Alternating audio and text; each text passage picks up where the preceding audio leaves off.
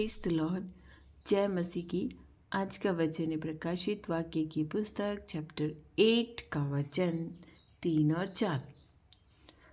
फिर एक और स्वर्गदूत सोने का धूपदान लिए हुए आया और वेदी के निकट खड़ा हुआ और उसको बहुत धूप दिया गया कि सब पवित्र लोगों की प्रार्थनाओं के साथ उस सोने की वेदी पर जो सिंहासन के सामने है चढ़ाए। और उस धूप का धुआं पवित्र लोगों की प्रार्थनाओं सहित स्वर्गदूत के हाथ से परमेश्वर के सामने पहुंच गया। आमीन। जब हम लोग कहते हैं हमारी प्रार्थनाएं परमेश्वर नहीं सुनता है, हमारी प्रार्थनाएं परमेश्वर के पास नहीं जा रही है, परमेश्वर हमारी प्रार्थनाओं का उत्तर नहीं दे रहा है, हम इतनी ज़्यादा प्रार्थनाएं करते हैं लेकिन प्रभु हमारी प्रार्थनाओं को नहीं सुन रहा है, तो आपको ये वचन अवश्य सुनना चाहिए, क्योंकि जो हमारी प्रार्थनाएं होती हैं वह स्वर्ग में परमेश्वर के सामने पवित्र धूप के धुएं के साथ चढ़ाई जाती हैं और स्वर्गदूत परमेश्वर को हमारी प्रार्थनाएं चढ़ाते हैं। ये मैं नहीं कह रही, ये बाइबल में लिखा है। लेकिन हमारी प्रार्थनाएं नहीं, उन लोगों की प्रार्थनाएं जो पवित्र हैं। हमें हृदय में जांचने की ज़रूरत है, हमें अपने आप को टटोलने की ज़रूरत है कि इस ओस की बूंद की जीवन में जो ओस की बूंद के समान है, जैसे ही धूप आएगी ये ओस की बूंद उड़ जाएगी। क्या हम परमेश्वर के करीब हैं? क्या हम पवित्र हैं? क्या जैसे परमेश्वर हमें कहते हैं हम उनकी प्रार्थनाओं उन्हीं से वैसी प्रार्थनाएं करते हैं? उनकी विधियों को, उनके नियमों को, उनके वचनों को, उनकी आज्ञाओं को मानते हैं?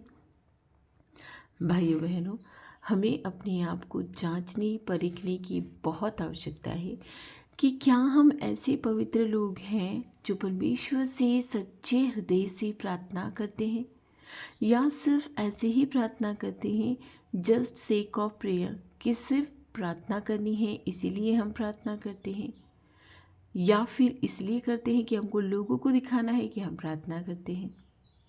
तो ऐसा ना करें। परमेश्वर के पास हमारी प्रार्थनाएं अवश्य पहुंचेगी यदि हम पवित्र हैं, और हमारी प्रार्थनाएं पहले उसको धूप दिया जाता है, सोने के पात्रों में उनको धूप दिया जाता है और स्वर्गदूत हमारी प्रार्थनाओं को उनके सामने चढ़ाते हैं यदि हम हृदय से पवित्र होकर प्रार्थना करें। हमें ये कभी घमंड नहीं करना है कि पृथ्वी पर रहते हुए मेरे पास ये सब कुछ चीज़ें हैं, मैं बहुत खूबसूरत हूँ, मेरे पास कार है, बंगला है, गाड़ियाँ हैं, मेरे पास लंबे बाल है, मेरी आँखें सुंदर है, या मेरे पास शारीरिक सुंदरता है। नहीं, ये सब परमेश्वर नहीं देखता है, क्योंकि उसने तो स्वयं ही हमें बनाया है। उसने हमें इसलिए बनाया है कि हम उसकी सेवा कर सकें, हम उससे प्रेम कर सकें। लेकिन हम तो इस संसार की व्यर्थ चीज़ों को प्रेम करने लग गए। हम कितने सारे लोगों को जानते हैं जो हमारे सामने रहते हैं, हमारे आसपास रहते हैं, जिन लोगों को हमने कल परसों देखा था, महीने भर पहले देखा था, साल भर पहले देखा था, अब हम उन्हें नहीं देख पाते हैं क्योंकि शायद वो इस संसार में नहीं है। लेकिन हम कितने लकी हैं, हम कितने भाग्यशाली हैं, हम कितने होली पीपल हैं। समझिए कि आज भी हम जिंदा हैं। हमारे जीवन का कोई भरोसा नहीं है, हम कभी भी परमेश्वर के पास जा सकते हैं, लेकिन क्या ये ज़रूरी है कि हम उसी के पास जाएंगे? ऐसा कोई भी ज़रूरी नहीं है भाइयों बहनों। हमारी शरीर इस दुनिया में से जब जाएंगे, इधर से आँख बंद होगी, उधर आँख खुलेगी। हमने अगर पाप किया है तो हमारा न्याय नहीं होगा, हम जकड़ दिए जाएंगे, हम बांध दिए जाएंगे उस अनंत न्याय के दिन के लिए जब सारे मुर्दे जलाए जाएंगे। और यदि हमने पाप नहीं किया है, हम उस परमेश्वर की राह पे चलते हैं, तो हमारा न्याय जल्दी ही हो जाएगा और हम भी पंखों वाले स्वर्गदूत बन जाएंगे। कितना भला और कितना सुंदर है ये सोचना ही कि हम उस परमेश्वर के चरणों में समर्पित हो जाएंगे यदि हम पवित्र हैं। हमें पवित्र बनना है, मन से, कर्म से, अपने धन से, अपने जीवन से, हर एक बात में हमें पवित्र बनना है। चिन्हों चमत्कारों के पीछे मत दौड़िए। चिन्ह परमेश्वर ने योना का दिया था, इसके अलावा संसार को कोई चिन्ह न दिया जाएगा, ये उसी के वचन है। और चमत्कार, यदि आपकी प्रार्थना में शक्ति है, यदि आपकी प्रार्थना में ताकत है, यदि आपकी प्रार्थना में सच्चाई है, तो अवश्य परमेश्वर चमत्कार करते हैं, आज भी करते हैं। क्यों हम भटकते हैं लोगों के पास कि वो मेरे लिए प्रार्थना करे? नहीं, प्रभु ने मुझे भी मुंह दिया है, मुझे भी मुंह दिया है, मैं इसी काम में क्यों नहीं लेता? यदि मैं गूंगा हूँ तो मैं हृदय से प्रार्थना कर सकता हूँ।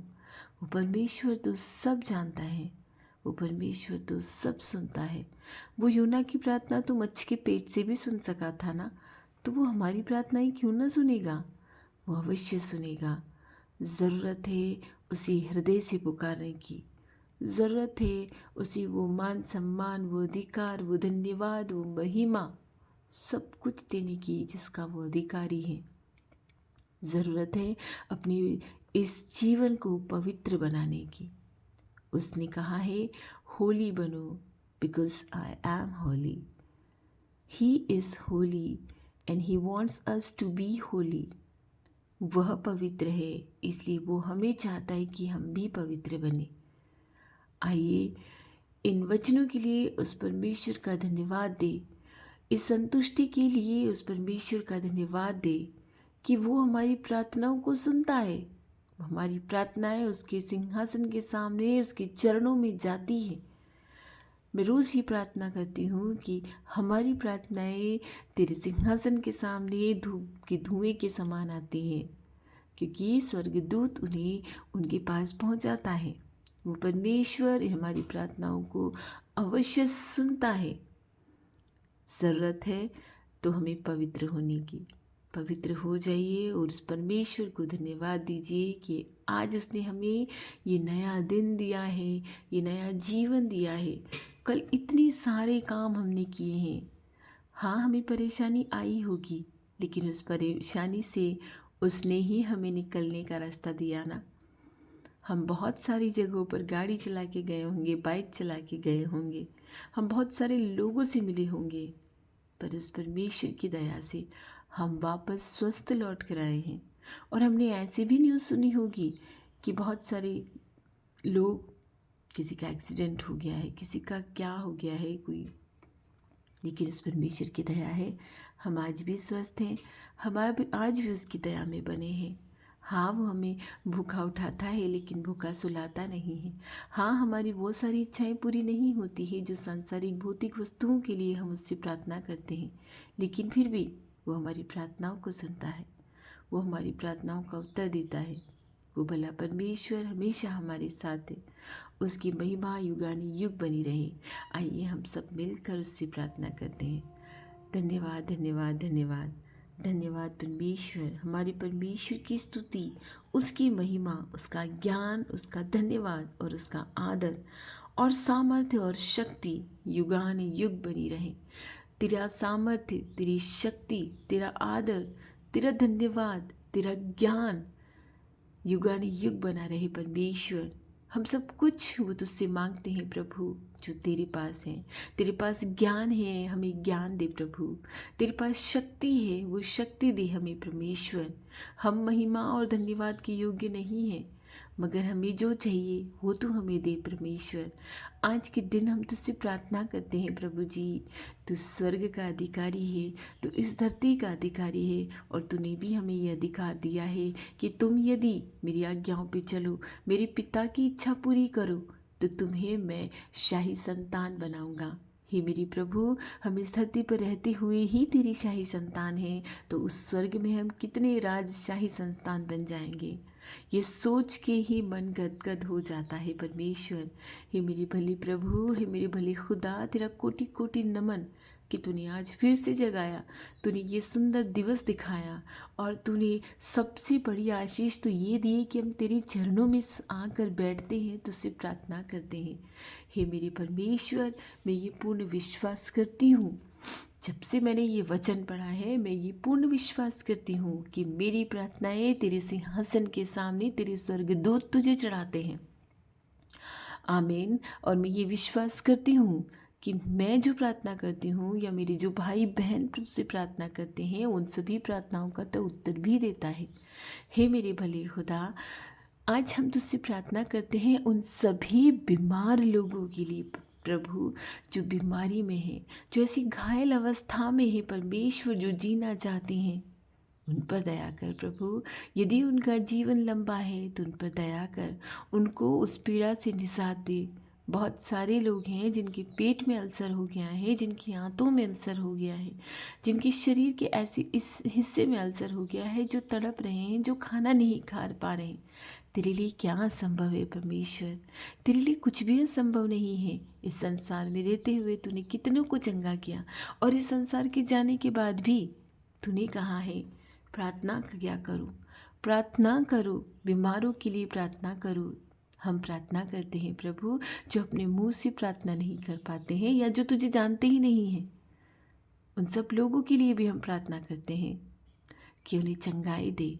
इसी क्षण तेरे पवित्र नाम से वो उन्हें चंगाई मिल जाए। वो शैतान तो संसार का सरदार जिन्होंने उनके शरीर को रोगी कर रखा है, इसी क्षण वो उन्हें छोड़ कर चला जाए। तेरी महिमा, तेरी स्तुति हो। तू दयालु परमेश्वर है, तू सारी इच्छाओं को पूर्ण करता है प्रभु। हाँ, हमारे पास सब कुछ नहीं है, मगर एक संतुष्टि है कि मेरा परमेश्वर अवश्य देगा। वो परमेश्वर अवश्य राह खोलेगा। हम लोग कितने व्यभिचारी लोग हैं। व्यभिचार सिर्फ यही नहीं है कि किसी पर स्त्री की कामना करना या किसी पराये मर्द की कामना करना। व्यभिचार ये भी है कि हम पराई मूर्तियों के सामने चढ़ाया हुआ प्रसाद खाते हैं। वो प्रसाद नहीं है, वो जहर है। मत खाया कीजिए, ये भी व्यभिचार है। परमेश्वर ने कहा है तुम मेरी कोई भी मूर्ति न बनाओगे, न स्वर्ग में, न धरती के ऊपर, न धरती के नीचे, न काठ की प्रतिमा, न पत्थर की प्रतिमा, न मिट्टी की प्रतिमा, न सोने की, न चांदी की, क्योंकि वो उगता जाता है। उसने कहा है मैं तुम्हारे धूप दानों से उगता गया हूँ। ऐसे काम नहीं करने हैं, ये भी बहुत घिनौना पाप है। ये कैसा व्यभिचार है जो हम पराए मूर्तियों को देवता समझकर हमारी खुदा से करते हैं, उस जिंदा खुदा से करते हैं। हे मेरे परमेश्वर, हमें शक्ति दे, ऐसी सामर्थ्य दे कि हमें चाहे कैसी भी परेशानी आए, हम डगे नहीं, हम हिले नहीं, हम तेरी दया में बने रहें। हम तुझसे प्रार्थना करते रहें धीरज के साथ कि मेरी प्रार्थनाएं मेरे खुदा के सामने पहुंच गई हैं। हम आज प्रार्थना करते हैं उन सभी लोगों के लिए जो तुझसे प्रार्थना करके अपने नए कामों में हाथ डाल रहे हैं। हे मेरी खुदा, उनके कामों को सक्सेस करना, उनके कामों पर दया करना, उनके कामों पे आशीष देना कि जो भी काम वो करने वाले हैं उन पे आशीष आए, वो आशीषित हो जाए प्रभु, वो सफल हो जाए प्रभु।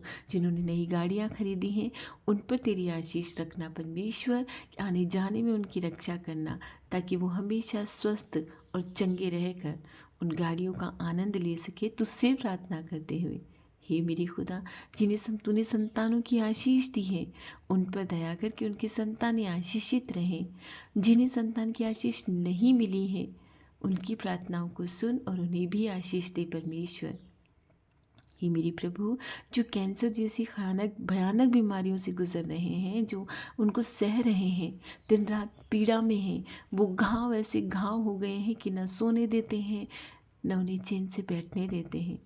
जो हड्डियाँ टूट गई हैं, तू हड्डी हड्डी को जोड़ने वाला, तू मांस मांस को जोड़ने वाला, तेरे लिए क्या असंभव है प्रभु? कुछ भी नहीं है। तू दयालु खुदा है, तेरा सम्मान हो, तेरा धन्यवाद हो।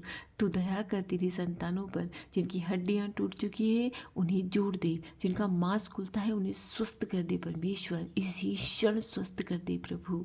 हम तुझसे प्रार्थना करते हैं, लौ लगा के तुझसे प्रार्थना करते हैं, हर भोर तुझसे प्रार्थना करते हैं, और कितना आनंद आता है तुझसे प्रार्थना करने में। तू दयालु परमेश्वर है। जहाँ पे हम प्रार्थना करते हैं वही तेरा मंदिर है, हम तेरे जीवते मंदिर हैं परमेश्वर। वो गाना कितना सुहाना है, तेरे घर में, तेरे मंदिर में आऊँगा प्रभु, आऊँगा मैं। तेरी दया हमेशा बनी रहे प्रभु। कितना अच्छा लगता है तुझसे प्रार्थना करना, और कितना अच्छा लगता है जब तू हमारी प्रार्थनाओं को सुनता है। हे भले खुदा, सभी की प्रार्थनाओं को सुन, सबकी आँख का आंसू पोंछ डाल, हमारी खतों को आशीष दे। हमारे 10 रुपये को 10 करोड़ करने वाला तू है परमेश्वर। हमारी हर एक चीज़ में सफलता देने वाला तू है परमेश्वर। हम मेहनत करते हैं लेकिन उसका फल हमें नहीं मिलता है परमेश्वर। हमारी सारी इच्छाओं को पूर्ण करने वाला तू है, क्योंकि जब तक हमें स्वर्ग से नहीं दिया जाता हमें कुछ नहीं मिलता। हम चाहते हैं कि तू अपने स्वर्ग के झरोखे खोले, ताकि हमें भी वो संसार की चीज़ें मिले जिनके लिए शायद हम प्रार्थना कर रहे हैं। सच्चाई तो ये है कि बहुत सारी चीज़ें ऐसी हैं जो हमारे पास नहीं है, हम अभाव में हैं और हम उनके लिए ही प्रार्थना करने लग जाते हैं। पर जो हमारे लिए अच्छे की है वो तो हमें अवश्य देता है। मैं सारी प्रार्थनाएं तुझे चढ़ाती हूँ। सभी भाई बहनों की प्रार्थनाएं तेरे सामने धूप के धुएं के साथ स्वर्गदूत तुझे चढ़ाए, और हमारी प्रार्थनाओं को तू सुनी परमेश्वर। हमारी सभी प्रार्थनाओं का तू उत्तर देता है। आमीन।